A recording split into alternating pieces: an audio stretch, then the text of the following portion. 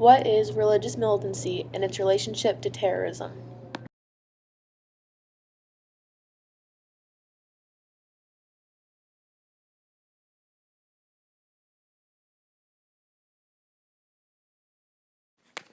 Religious militancy includes using violence to accomplish a goal which is justified.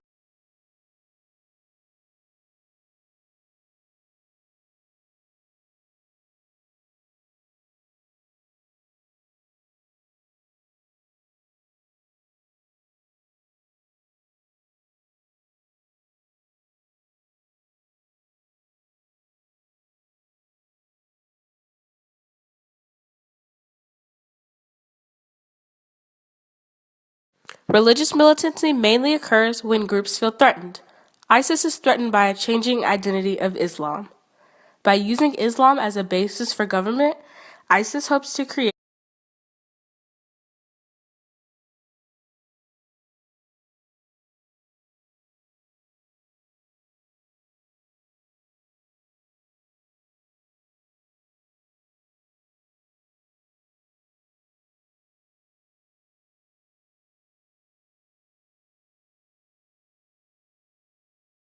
How is this related to the Arab-Israeli conflict?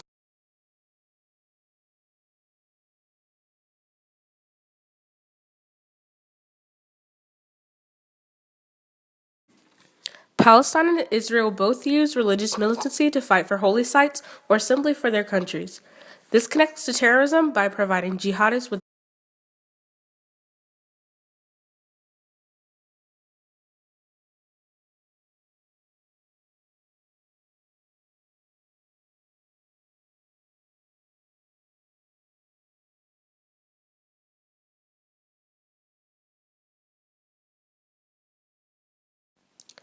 Both Israel and Palestine have extremist groups fighting for a common cause, whether religious or not, to gain their own independent states. Although this fighting is not fully religion-based, religion.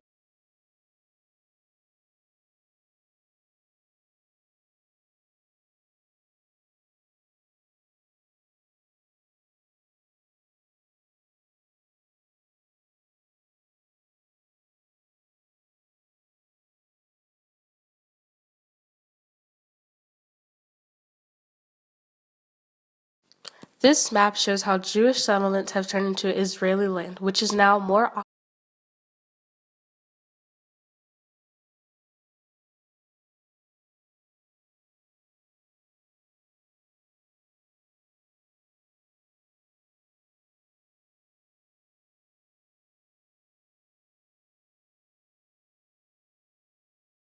that not all Muslims are Arabs, not all Arabs are Palestinians, and not all Palestinians are Muslims. Like, there's a significant Christian minority of Palestinians, for instance. Palestinian is a word used to describe the ethnic identity of those who have historically lived in Palestine. There were, for instance, lots of Christians in the Palestinian Liberation Organization, or PLO, formed in 1964 and led by Yasser Arafat. The PLO oversaw guerrilla groups that attacked civilians, but also used non-violent approaches to try to achieve a Palestinian state. And meanwhile, the Israeli government began to establish Jewish settlements in what had been Palestinian territory, including East Jerusalem, the West Bank, and the Gaza Strip. There are now over 350,000 Jewish settlers in the West Bank and over 200,000 in East Jerusalem. And these settlements are illegal according to international law, but Israel counters by saying that they aren't really illegal because Palestine isn't really a state. By the late 1980s, Palestinians launched the first Intifada, which literally means shaking off. And this began with boycotts of Israeli products and services and refusing to pay Israeli taxes.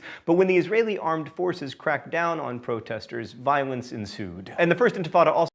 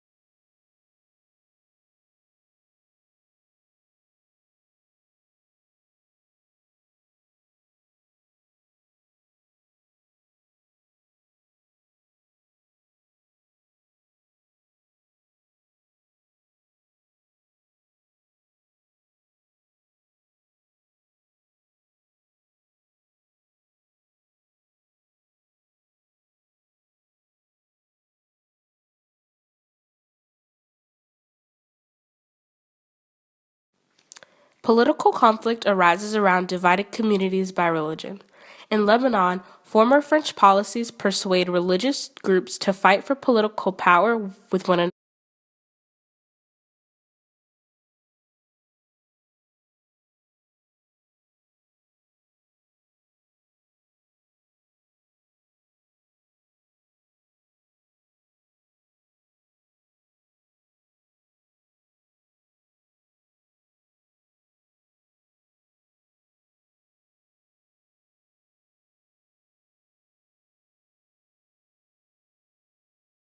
Religion can positively channel opposition or become extreme.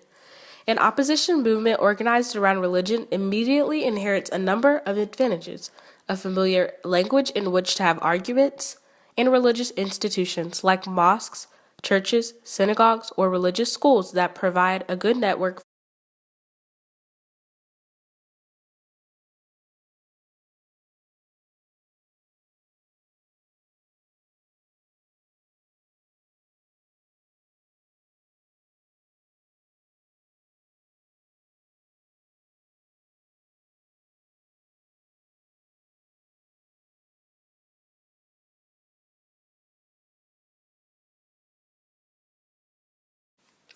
How does religion connect to extremism?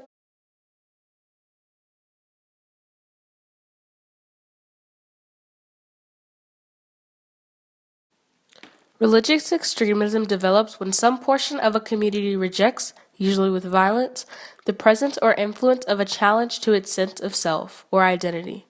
Whether that challenge is cultural, political, or economic, or a combination of these, a violent or threatening response is seen by extreme.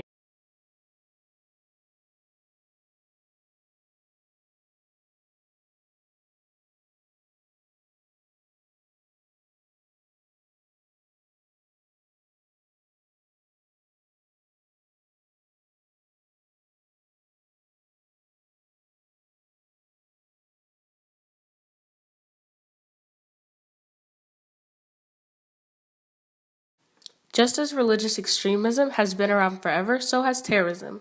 While there are different definitions of terrorism, they all have in common the use of violence as a means of causing fear in a community in order to affect political decisions.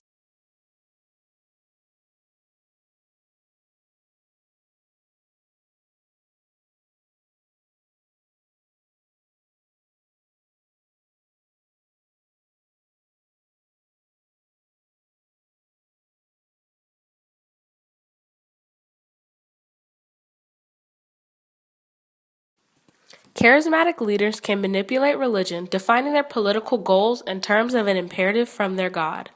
A few extreme Islamic groups, specifically Al-Qaeda, use terrorism to attack the West and its culture. The vast majority of Muslims, however, see the use of terrorism as anti-Islamic, because the Quran specifically orders Muslims to avoid harming non-threats, even in times of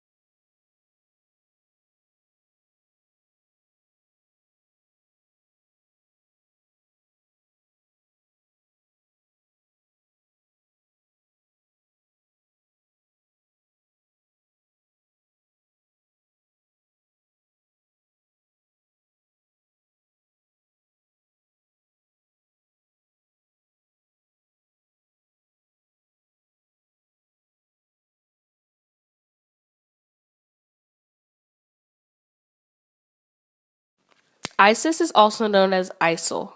Under its former name, Islamic State in Iraq and the Levant, it was formed in April 2013, growing out of Al-Qaeda in Iraq. The organization is led by Abu Bakr al-Baghdadi.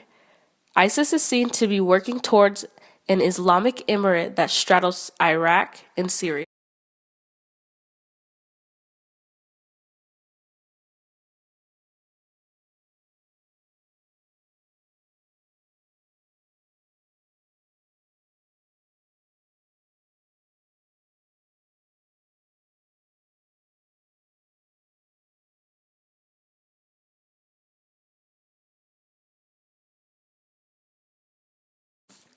ISIS has been around since Al-Qaeda more specifically became active after the death of Saddam Hussein.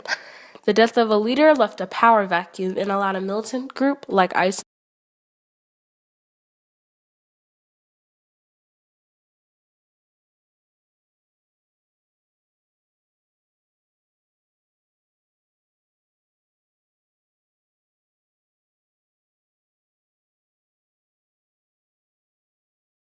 Those who join ISIS are often recruited and are almost always Sunni Muslims. Since ISIS promises young Sunni Muslim men a wife and land, it is easy to convince them. Some women and girls, starting at age 9, join ISIS.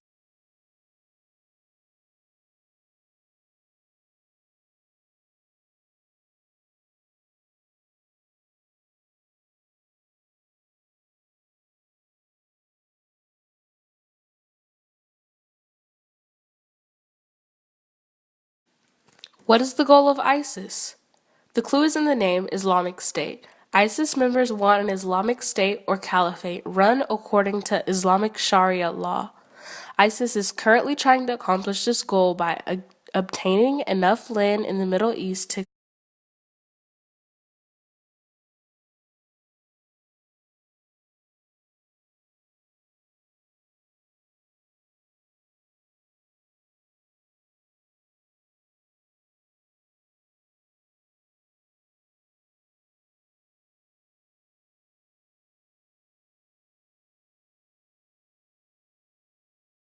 Many women in the Middle East are forced to marry ISIS militants. For security reasons, these women are often kept at home and not given opportunities. In cities captured by ISIS, women are often raped or abused by jihadists. Women who join ISIS are often promised equal opportunities, but are rudely awakened when they are forced.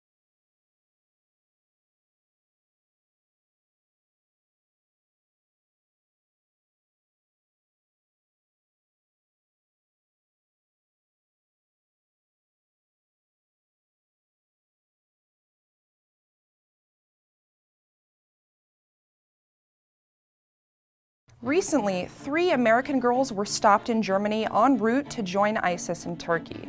In fact, many women are flocking to the Middle East to join ISIS. Estimates put the number in the hundreds. But why? Why are women so eager to join a militant group that's so publicly anti-women? Well, the answer is complicated in that there isn't really just one reason. Once women successfully join ISIS, they usually cut off ties with their old life, leaving only a trail of mystery for their families to try to figure out.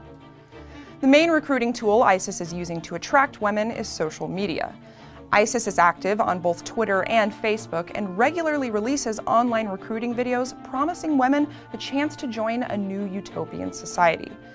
The internet is also used as a tool for marriage, where Western women meet ISIS soldiers that they will soon marry to become jihad brides.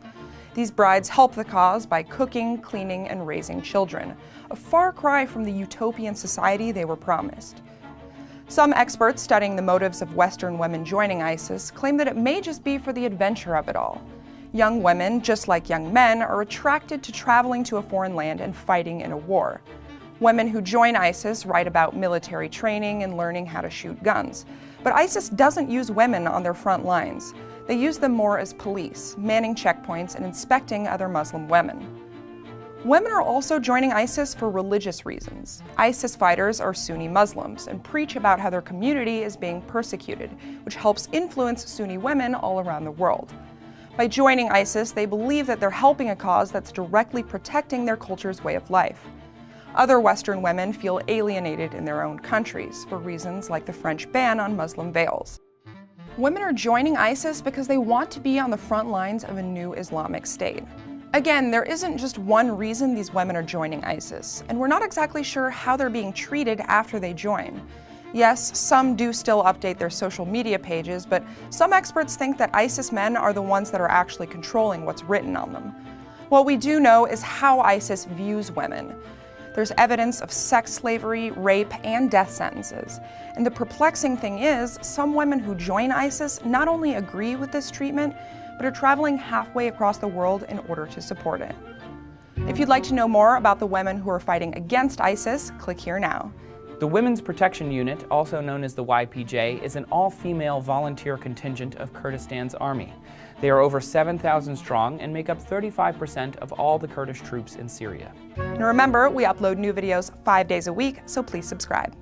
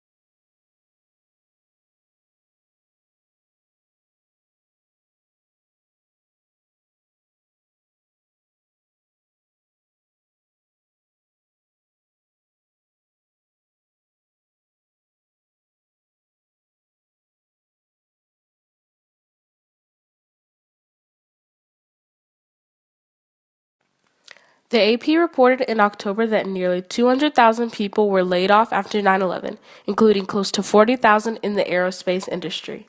Muslims also face discrimination. Islam must now face terrorism being associated with Muslims. Those who wear hijabs or turbans are constantly feared by Americans who are uneducated about the faith.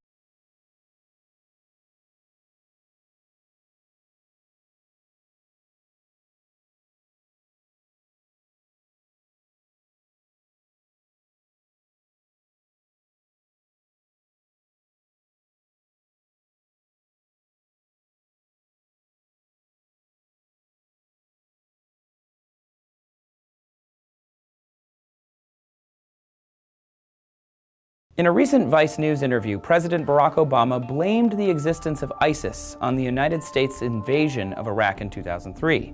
Yet former President George W. Bush claimed that terrorist groups around the world hate us for our freedom. So we want to know, does the U.S. create terrorists?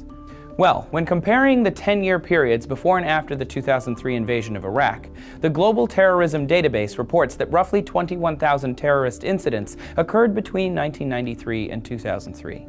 In the years following the invasion, that number more than doubled. So why are the numbers increasing? Some conservative sources have blamed a weak foreign policy and political infighting for this massive increase. However, one political scientist has attributed 95% of suicide attacks in recent years to foreign occupation. And a 2004 government study concluded that the invasion has, quote, paradoxically elevated the stature of and support for radical Islamists. A former CIA interrogator wrote that the #1 recruitment tool used by terrorist groups was knowledge of U.S. torture at Abu Ghraib and Guantanamo. A government report supports the accusation that torture policies damaged the accuracy of any intelligence collected and strengthened the hand of our enemies.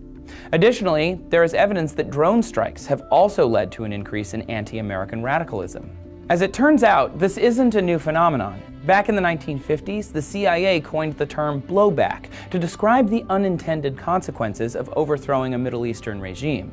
Today, numerous studies and comments from several politicians have supported the idea that the US-led intervention in the Middle East is the primary motivation for anti-American terrorism. You probably know that the US is an incredibly powerful country, but what about its weaknesses? You can watch our video to find out.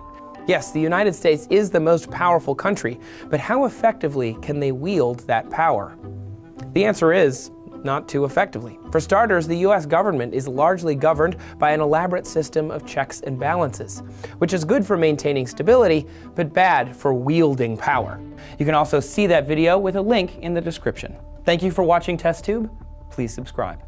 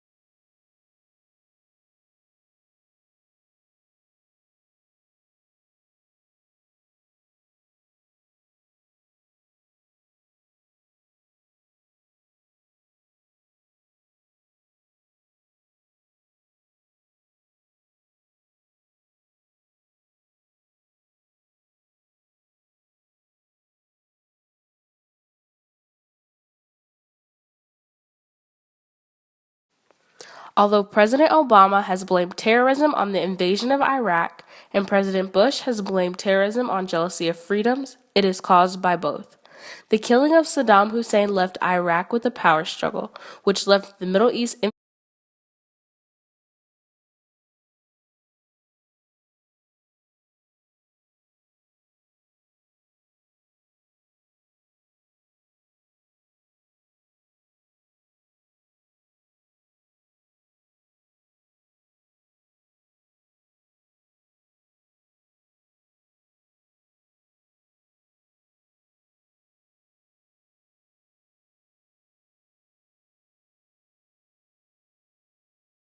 How is religious militancy connected to terrorism?